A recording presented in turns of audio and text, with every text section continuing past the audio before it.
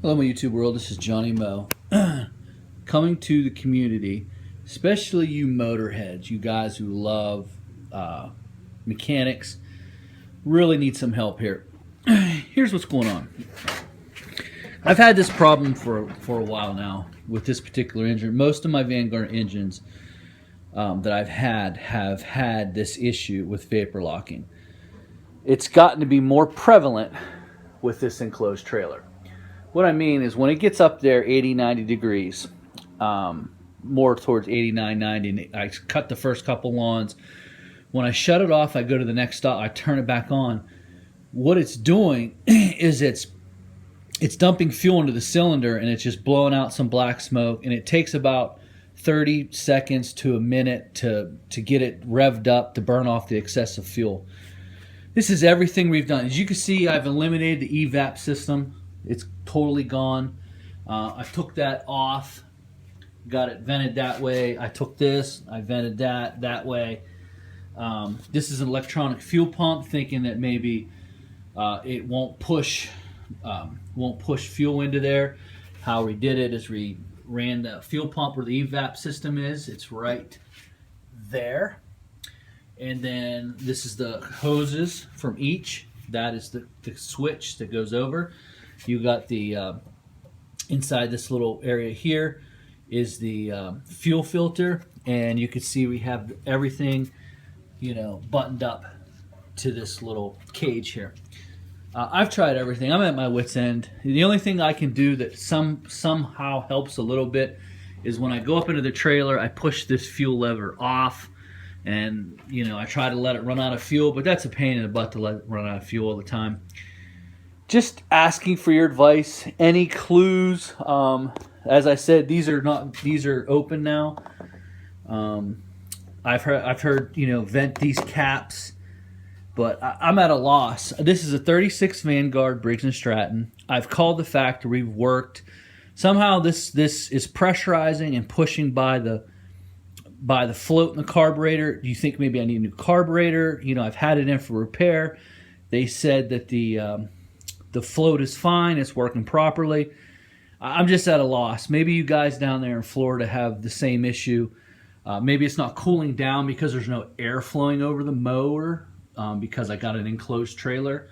I don't remember this happening that much with my open trailer. Of course, my 32 Vanguard, it vapor locked quite a bit.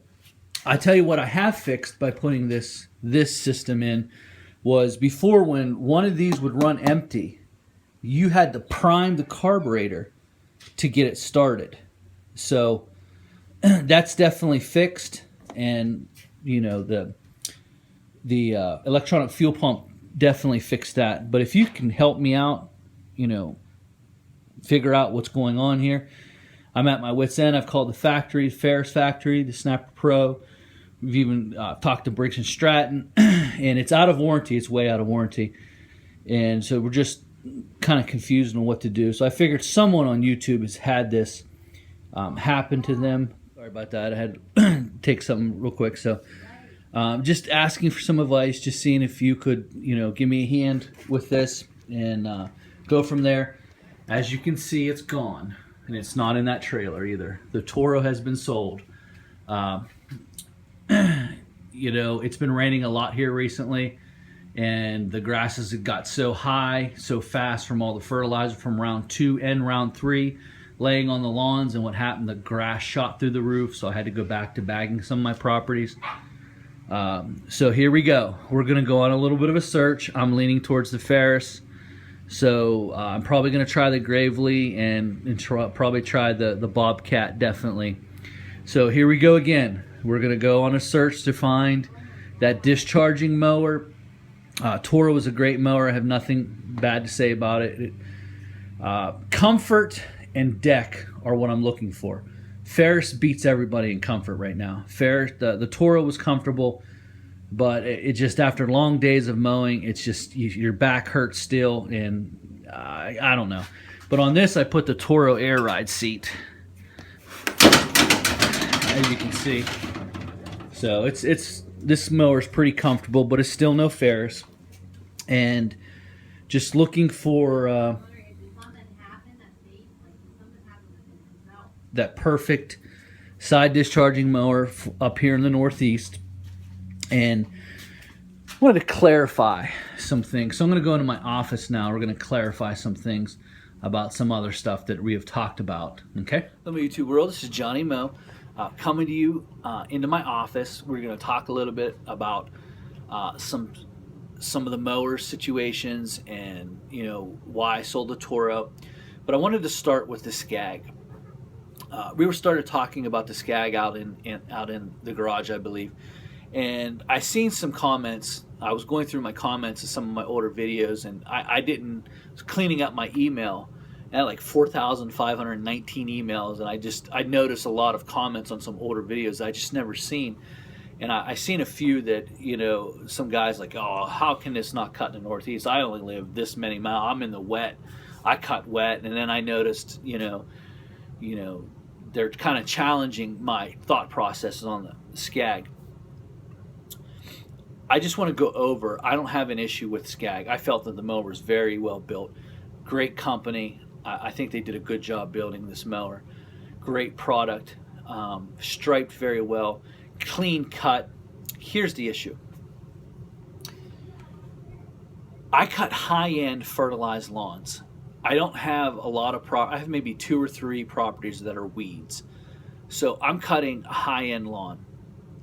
And outside of the summer months when it dries out, the grass in the Northeast, it loves that 80, 75 degree low humidity, and it'll just grow through you give that water and fertilizer, it's up 8, 9, 10 inches every week. Like right now, what's going on right now, it's just an anomaly.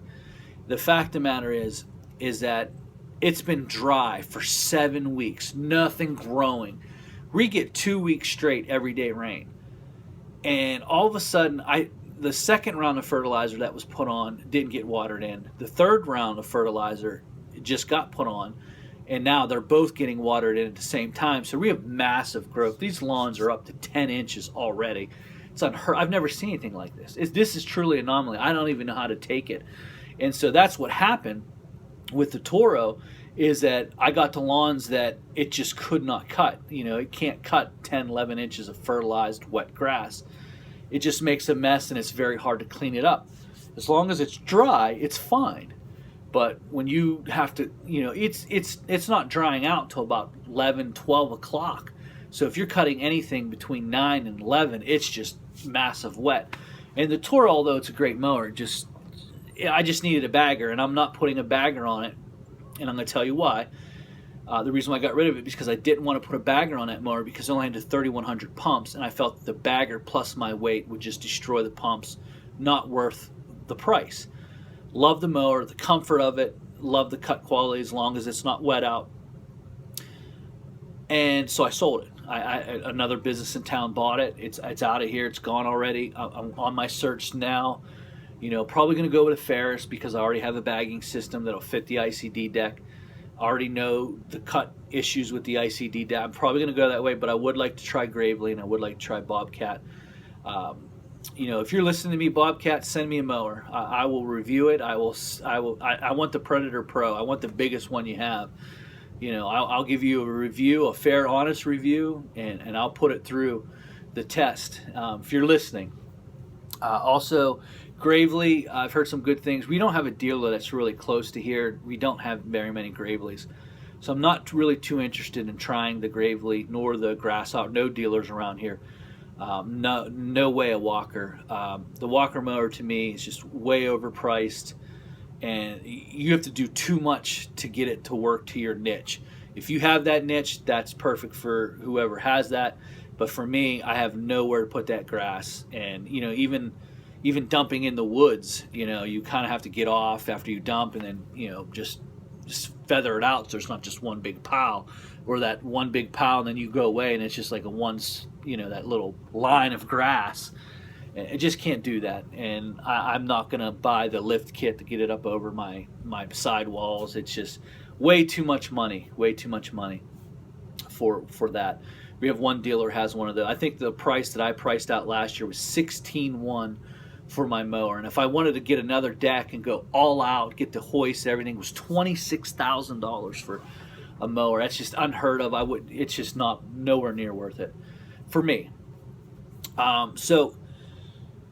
Grasshopper, there's just no dealers, and I'm just not interested in Grasshopper. There's no one around here. We had one guy who had them. He swore by them, and within 6 months they were gone. He's like, oh my God, So Grasshopper, it's just too much, too big, and I need to be a little bit more maneuverable. I like the mid-mount zero turns.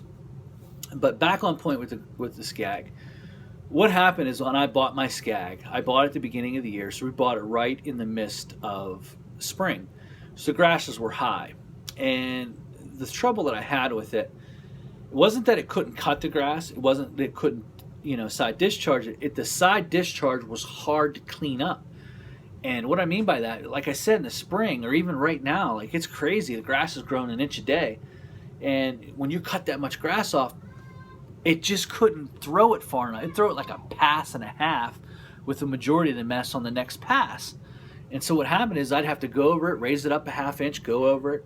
It still wouldn't side discharge. I had to go over it again a third time. Third time, I just would rather bag the lawn. I have a lot of lawns that are acres and 3/4 of an acres. If I had maybe like a lawn that was like a 1/4 acre, maybe 12,000 square foot, you can just run over that 3-4 times and you're not going to lose any money. You start getting up there into the $100, $150 range, and it's a little bit over an acre, and you got to run over acre 3 or 4 times to get it to look right. Deal breaker. So there are people out there that will say you could have bought a bagging system. You're right, but the bagging system was a little tough to get on and off the mower. And then inside the bagging system, there was a little baffle that actually changed the cut quality, the way that it dispersed. So I didn't want to do that either. And so that was gone. That's why we got rid of it. I put 18 hours on it. It did not take me long to realize that this mower does not like the 61-inch Turf Tiger. It did not like high fertilized lawns. To me, the Scag line, outside of the 52-inch deck, the Scag line to me, it's good for knocking down real high grass and making it short. It just didn't leave a good cut quality. And when I bought it, everyone told me how good the cut quality was in wet grass. I found that to be absolutely, I cut a lawn wet grass. It looked one of the worst that I've ever, it just clumped it up everywhere. It just would fall right to the side of the deck. Just you'd go along and like plump. It just seemed like all that open space underneath there just couldn't give it enough throw. And that's the difference between that and the Toro. The Toro can chuck it 2 passes plus a little bit. The X-Mark throws about 2.5 passes, and I think those are reasons why we see the majority of the mowers up here being X-Marks and Toros. Because of that factor, you're throwing a lot of grass over a couple passes, makes it look better, where the Scag and even the ICD deck will actually throw grass about a pass and a half. The ICD deck seems to throw a little bit further. The Scag, to me, was like a pass and a quarter. And it just left a lot. Now, it did fan it out, but it still left like that hay look. And it's just hard to clean up the hay look. And so that's the deal with the Scag. But, I'm going to cut this video off. And I just want to explain some things. Wanted to, just ask for your help with especially you guys that do a lot of work on engines. You might be able to help me with this vapor lock, this fuel being dumped into the cylinder. If it's a new carburetor, I'll buy a new carburetor. Let me know about some of the mowers you think. But Grasshopper, Walker, and Scag, they're out. So everything else is on the table. My 2 biggest things that I'm looking for buying are deck, cutting, and comfort. 2 biggest things. That's it. That's all I care about. Deck and comfort. Can it cut the grass very good? What's the bagging system? I don't like to bag, but in certain cases I just have to. These acre lots are so much faster to bag up and dump in their woods than it is to try to side discharge 2 times. So thanks for your time, guys. Hopefully you guys can help me out, and we'll do this search together. I am leaning towards the 2100 with the EFI engine. That's what the Toro had on it. It was an EFI. Great gas savings. Great mower. I'm leaning towards that Vanguard 28 with the EFI. So let me know what you guys think. Thanks for tuning in. Wanted to say thank you guys. I just noticed I didn't know